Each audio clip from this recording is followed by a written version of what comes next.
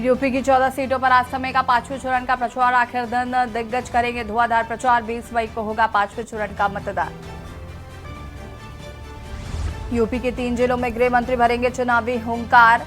ललितपुर और बांदा में शाह करेंगे चुनावी जनसभा। अमेठी में रोड शो कर वोटरों से करेंगे अपील।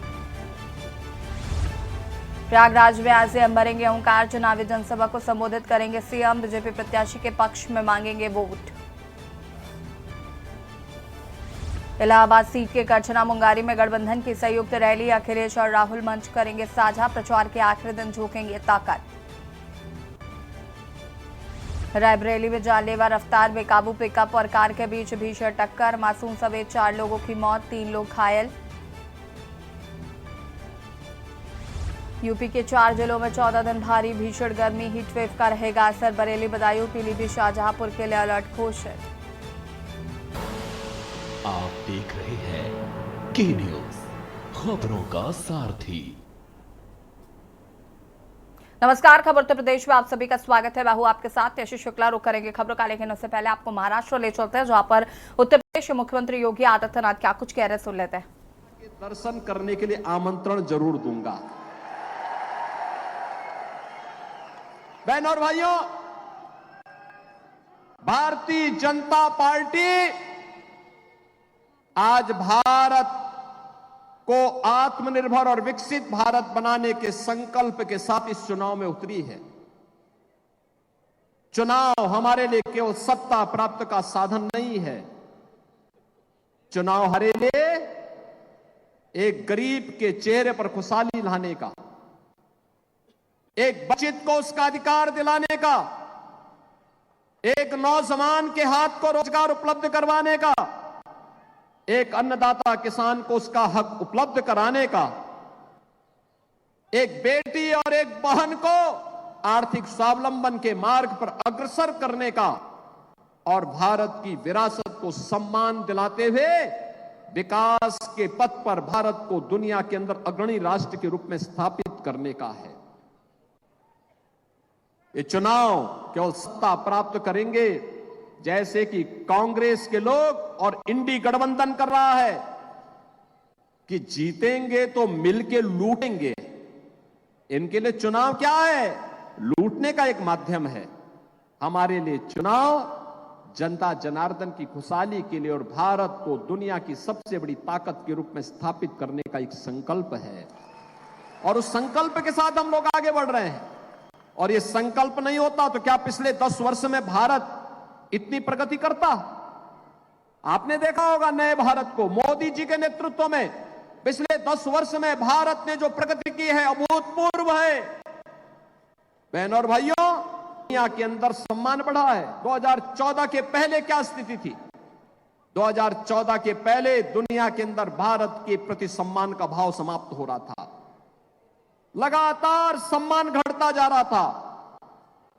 सीमाएं असुरक्षित थी, घुसपैठ होती थी, आतंकी विस्फोट होते थे। और जब भी मैं तब भी सांसद था और मेंबर ऑफ पार्लियामेंट के नाते जब हम पार्लियामेंट में इस मुद्दे को उठाते थे तो कांग्रेस की सरकार कहती थी कि आतंकवादी सीमा पार के हैं, हम क्या करेंगे? बहनों और भाइयों, विकास के कार्य ठप पड़े थे, भ्रष्टाचार चरम पे था, गरीब भूख से मरता था, किसान आत्महत्या करता था, नौजवान पलायन करता था, बेटी और व्यापारी सुरक्षित नहीं थी, और हर हिंदू पर्व और त्योहार के पहले दंगे हो जाते थे। यही होता था ना? लेकिन बहनों और भाइयों, 14 के बाद कैसे परिवर्तन हुआ है। आज दुनिया के अंदर सम्मान बढ़ा है, सीमाएं सुरक्षित हुई हैं। सीमाएं सुरक्षित होने के साथ साथ आतंकवाद और नक्सलवाद पर नकेल कसी गई है। अब तो जोर से कहीं पर पटाखा फट जाए ना तो सबसे पहले पाकिस्तान सफाई देता है, कहता मेरा हाथ नहीं है। अब ये सीमा पार का आतंकवाद समाप्त। पाकिस्तान कहता है मेरा हाथ नहीं है, बकस दो बस एक बार, अब कुछ नहीं कर रहा हूं मैं। और पाकिस्तान, मैं तो कहना चाहता हूं, जो लोग ये पाकिस्तान के समर्थन में बात करते हैं ना, इनको पाकिस्तान ही भेज देना चाहिए, जाए वहां भीख मांगे। देख रहे हो वहां पे भारत 80 करोड़ लोगों को पिछले 4 वर्ष से फ्री में राशन दे रहा है और मोदी जी ने कहा अगले 5 वर्ष तक देंगे। और पाकिस्तान में लोग भूखों मर रहे हैं। पाक अधिकृत कश्मीर में किस प्रकार का नजारा है, अराजकता है। लोग 1 किलो गेहूं के लिए लड़ रहे हैं, आटा के लिए लड़ रहे हैं, आपस में मारपीट कर रहे हैं, आगजनी हो रही है, तोड़फोड़ हो रही है। और मैं तो कहूंगा इन पाकिस्तान परस्तों से जाए पाकिस्तान में भीख मांगे, पाकिस्तान में कंगाल बन करके वहां पर इनके दिमाग ठिकाने न लग जाए तो अपने आप ठीक हो जाएंगे। बहनों और भाइयों, खाएंगे भारत के अंदर और जो गाएंगे पाकिस्तान का, उनके लिए हिंदुस्तान में कोई ठिकाना नहीं होना चाहिए, नहीं होना चाहिए। जो लोग कहते हैं मोदी जी ने क्या किया है, बहनों और भाइयों, उनको पहला जवाब दीजिए। उनको सबसे पहला जवाब दीजिए कि पाकिस्तान की आबादी है, उससे ज्यादा लोगों को मोदी जी ने 10 वर्ष में गरीबी रेख करके खुशहाल जीवन जीने के लिए एक मार्ग प्रशस्त किया है। उनको बताइए, पाकिस्तान की आबादी 23 करोड़ और करोड़ लोगों को गरीबी से उभारा है। ये है नया भारत। बहनों और भाइयों, आयुष्मान भारत 60 करोड़ लोगों को 5 लाख रुपए की सुविधा, और मोदी जी ने कहा है कि 70 वर्ष से ऊपर के वृद्ध नागरिक को, वृद्ध जन को 5 लाख रुपए प्रतिवर्ष आयुष्मान भारत की सुविधा उपलब्ध करवाएंगे, सुविधा उपलब्ध करवाएंगे, फ्री में उपलब्ध करवाएंगे। बहनों और भाइयों, 50 करोड़ गरीबों के जनधन अकाउंट खुले हैं। 12 करोड़ अन्नदाता किसानों के लिए किसान सम्मान निधि, 12 करोड़ गरीबों के घर में शौचालय बने हैं। एलपीजी का सिलेंडर जो कांग्रेस के समय में मिलता, पैसा दे के भी नहीं मिलता था, मोदी जी ने 10 करोड़ घरों को फ्री में उपलब्ध करवाने का किया है। और 4 करोड़ गरीबों के मकान बन गए हैं। और बाकी जितने बने अगले 5 वर्ष में मोदी जी ने कहा उन सब के लिए भी एक एक प्रधानमंत्री आवास उपलब्ध करवाने का काम करेंगे। बहनों और भाइयों, एक तरफ गरीब कल्याण की योजनाएं और दूसरी ओर इंफ्रास्ट्रक्चर।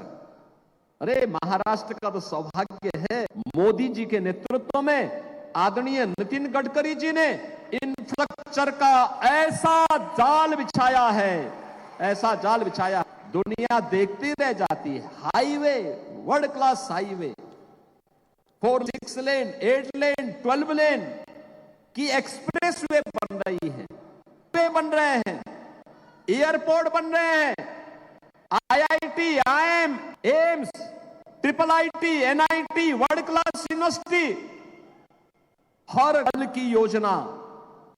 और हर घर में नल होगा, नल में होगा, जल भी आरओ का होगा। यह भी मोदी जी के नेतृत्व में आज पूरे लागू हो रहा है। और बहनों और भाइयों, ये तो देने के लिए आया हूं। आपने यहां पर डॉक्टर सुभाष भामरे को अपना मेंबर ऑफ पार्लियामेंट बनाया था और बना रहे हैं। एक पढ़ा लिखा इंसान, कैंसर सर्जन, उच्च शिक्षित कैंसर सर्जन, वह तो इन सब के बारे में जानता है। संसद में, विभाग, मंत्रालयों में इन मुद्दों को उठाता है, उन योजनाओं को यहां पे लेकर के आने का काम करता है। अभी भारत और दूसरी तरफ कांग्रेस के नेतृत्व में इंडी गठबंधन। बहनों और भाइयों, के विधान होते थे, भारत का संविधान कुछ कहता था, जम्मू कश्मीर का संविधान कुछ कहता था, वहां एक प्रधान अलग होता था, यहाँ के प्रधानमंत्री को वो लोग अपना प्रधानमंत्री नहीं मानते थे। जैसे हम सब तिरंगे को अपना राष्ट्रीय ध्वज मानते हैं, वो नहीं मानते थे। भाइयों बहनों, देश के अंदर श्यामा प्रसाद मुखर्जी के समय से एक देश के अंदर एक विधान, एक प्रधान और एक निशान का संकल्प लिया गया था। इसको पूरा करने का काम पूरी तरह से जम्मू और कश्मीर को भारत का अभिन्न अंग बनाने का काम भी भारत मां के लाल नरेंद्र मोदी जी ने किया। भाइयों बहनों, आज भारत आज आंतरिक रूप से मजबूत हुआ है। भारत आज सीमाओं की दृष्टि से भी सशक्त हुआ है। पहला का समय था, इसी दिल्ली में मैं जब छोटा था तो दीपावली आती थी, होली आती थी, दशहरा आता था, कोई त्योहार आता था तो लोग कहते थे रेलवे स्टेशन पर मत जाना, बस स्टेशन पर मत जाना, हवाई अड्डे से दूर रहना, कोई मेला लगा है वहां मत जाना, कोई बम विस्फोट हो जाएगा, कोई आतंकवादी घटना हो जाएगी, कोई अलगाववादी घटना हो जाएगी, कहीं दंगा हो जाएगा। कहते थे ना? नहीं कहते थे कि नहीं कहते थे? जोर से बोलिए जरा। भाइयों बहनों, इन सब चीजों से छुटकारा दिलाने का काम, आतंकवाद से, अलगाववाद से, नक्सलवाद से, जिहाद से और इन दंगों से मुक्ति दिलाने का काम हमारे प्रधानमंत्री मोदी जी के नेतृत्व में सफलतापूर्वक देश के अंदर संपन्न हुआ है। इतना ही नहीं, देश की सीमाओं पर हमें बार बार आज भी कांग्रेस के लोग डर दिखाया करते हैं कि पाकिस्तान के पास परमाणु बम है। भाइयों बहनों, आज मोदी जी के नेतृत्व में पाकिस्तान परमाणु बम लेकर एक कोने में दुबका हुआ है, एक कोने में दुबका हुआ है। और कांग्रेस के नेता आज भी पाकिस्तान की दुहाई देते हैं, पाकिस्तान की बड़ाई करते हैं, पाकिस्तान की प्रशंसा में उनके मुंह से ऐसे शब्द निकलते हैं जैसे वो भारत के नहीं हैं बल्कि पाकिस्तान के हैं। भाइयों बहनों,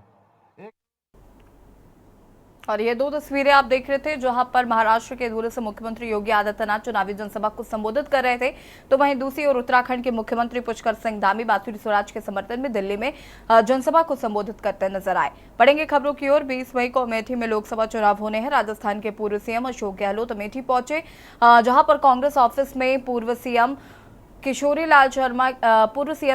लाल शर्मा के लिए प्रेस कॉन्फ्रेंस की है। क्या कुछ कहा है वो भी आपको सुना देते हैं।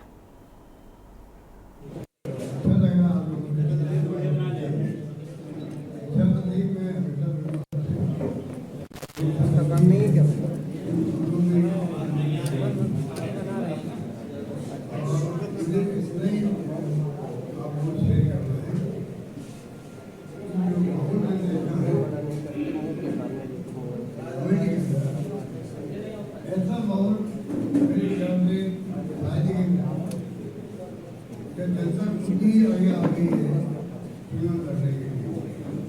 ऐसा माहौल है जहाँ जहाँ हम लोग गए, हमारे टीम के लोग गए, यहाँ के मतदाताओं हमारे नहीं करें समझ गए हैं कि 5 साल तक जो और यहाँ पे क्या हुआ क्या नहीं हुआ। मैं जब उनके इंटरव्यू सुनता हूँ तो बहुत प्रभावित होता है। मुझे लगता है कि समझदार जनता चुकेगी नहीं और एक ऐसे कार्यकर्ता को, किशोरी लाल नाम के कार्यकर्ता टिकट मिला है। अरे अमेठी में खुशी की लहरें दौड़ी है, ना यूपी में पूरे मुल्क के कार्यकर्ताओं में चला गया। 40 साल से सेवा जो कर रहा है, इनके साथ में काम करने वाले कोई एमएलए बन गए, एमपी बन गए। और यहाँ रुकेंगे छोटे से ब्रेक के लिए, जो हाजिर होते हैं। आप देख रहे हैं के न्यूज, खबरों का सारथी। ब्रेक के बाद एक बार फिर से आप सभी का स्वागत है। महाराजगंज से खबर आपको बता देते हैं, जहां पर 25 वर्षीय युवक की निर्मम हत्या, धारदार हथियार से युवक की हत्या की गई है। हाथ पैर गला काटकर आग भी निकाली। मौके पर पहुंची पुलिस फिलहाल जांच पड़ताल में जुटी। डॉग स्क्वाड जहां छेले पहुंची। गुगली के जोगिया निर्माणाधीन ट्रैक पर मिला शव।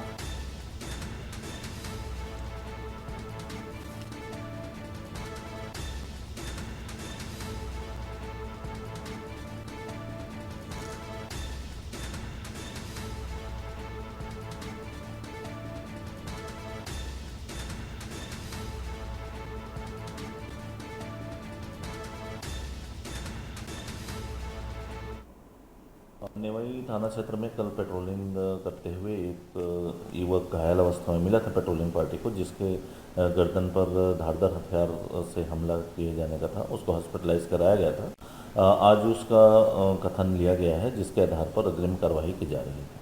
सर आरोपी किसे बनाया गया सर? उसके कथन के आधार पर अभी जांच चल रही है और उसी आधार पर आगे कार्रवाई की जा रही है।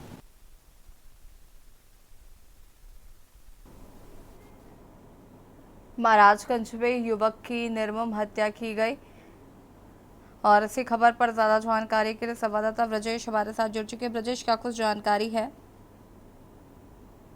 पूरा मामला घुगली थाना क्षेत्र के दुरिया का है, जहां पे एक युवक का जो है गर्दन पे जो है और जो है हाथ जो है और आंख निकाल कर हत्या कर दिया गया है।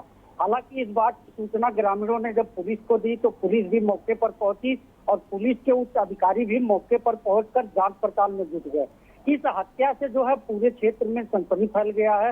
हालांकि पुलिस ने 3 टीमें लगाई है, यशोदी क्राइम ब्रांच और डॉग स्क्वाड की टीम लगी हुई है। हर चारों तरफ से जो है पुलिस जांच पड़ताल कर रही है कि हत्या का कारण क्या हो सकता है। जी सती, शुक्रिया आपका जानकारी साझा करने के लिए।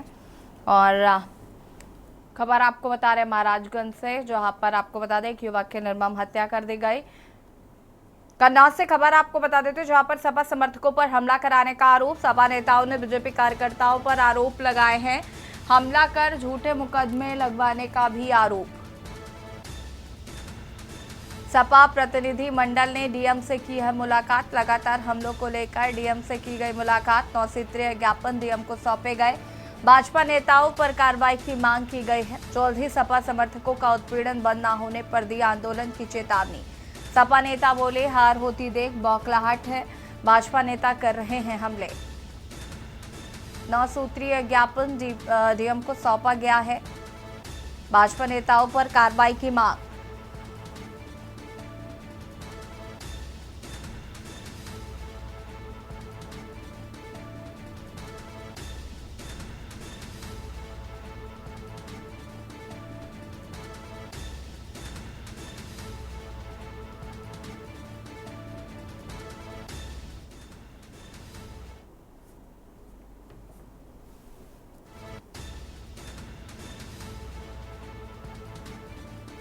सपा समर्थकों पर हमला कराने का आरोप।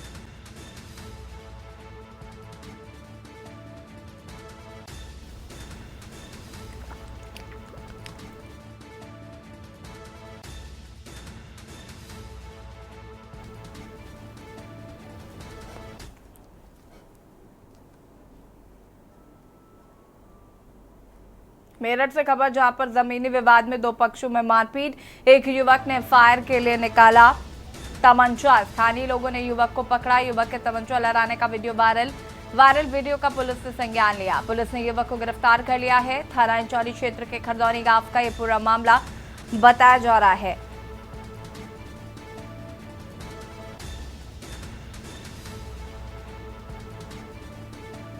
युवक के तमंचा लहराने का वीडियो वायरल।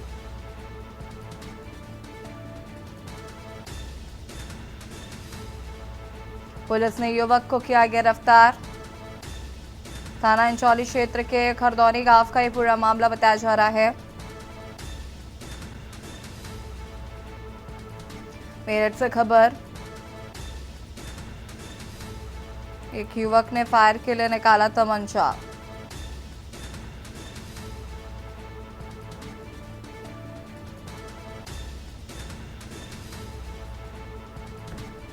युवक के तमंचा लहराने का वीडियो वायरल।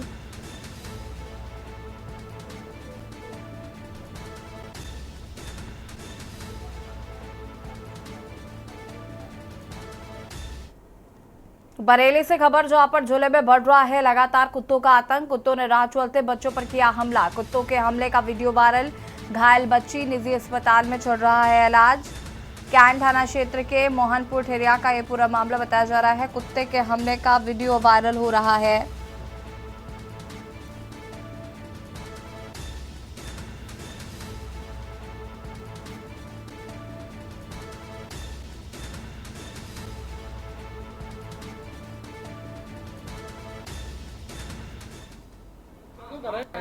बच्चा तो करेगा ही।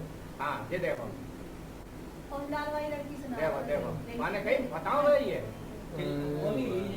वो दरवाजे के तो खड़ी लगी तो लिए वो बाहर को आ गई।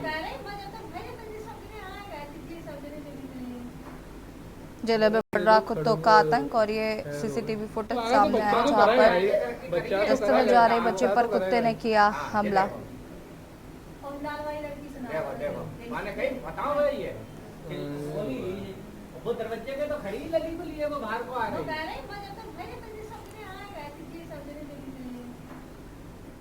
ये लोग खड़े हुए खैर हो गए आगे तो बच्चा तो करेगा ही।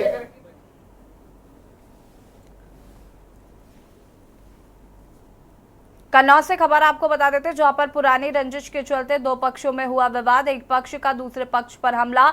एक पक्ष ने दूसरे पक्ष पर की कई राउंड फायरिंग। गोली लगने से घायल 16 वर्षीय किशोर भीड़ को देखकर हमलावर हुए फरार। पुलिस ने घायल किशोर को पहुंचाया अस्पताल। जानलेवा हमले में 3 अन्य भी हुए घायल। गुरसाईगंज के हरमनखेड़ा का ये पूरा मामला बताया जा रहा है।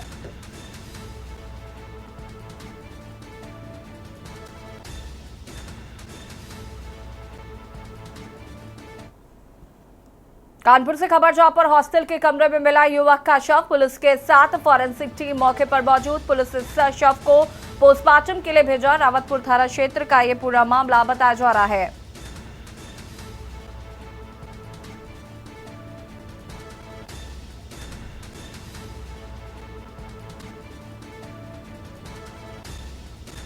हॉस्टल के कमरे में मिला युवक का शव।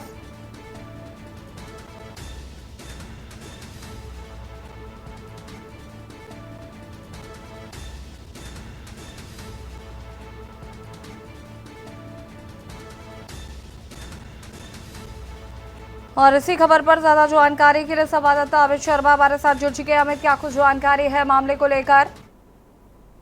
देखिए, ये रावतपुर थाना क्षेत्र के एक हॉस्टल का मामला है जहां पर एक युवक किराए में रहता था। किराए में रहने के दौरान वो अकेले यहाँ रहा करता था। उसकी जो है अचानक मृत्यु हो गई संदिग्ध परिस्थितियों में और बंद कमरे में इसका शव पड़ा मिला। शव काफी पुराना बताया जा रहा है क्योंकि जब क्षेत्र में इसकी बदबू फैली उसके बाद लोगों को जानकारी हुई कि अंदर कोई शव पड़ा है। पुलिस को सूचना दी गई। मौके पर पहुंची पुलिस ने फॉरेंसिक टीम को बुला लिया है और आगे की जा रही है। जी शुक्रिया आपका जानकारी साझा करने के लिए। कौशाम्बी के कोखराज थाना क्षेत्र के चित्रकूट हाईवे पर स्कूटी सवार पति पत्नी को ईंट लदे ट्रैक्टर ने टक्कर मार के कुचल दिया। हादसे में महिला की मौत हो गई जबकि पति घायल बताया जा रहा है। स्थानीय लोगों की सूचना पर थाना पुलिस ने शव को कब्जे में लेकर घायल पति को इलाज के लिए अस्पताल भेजा है। स्थानीय लोगों ने हादसे की सूचना थाना कोखराज पुलिस को मौके पर दी और मौके पर पहुंचे पुलिस कर्मियों ने ट्रैक्टर व शव को कब्जे में लेकर कानूनी कार्रवाई शुरू की है। और बुलेटिन में फिलहाल इतना ही। देखते रहिए के न्यूज़ नमस्कार।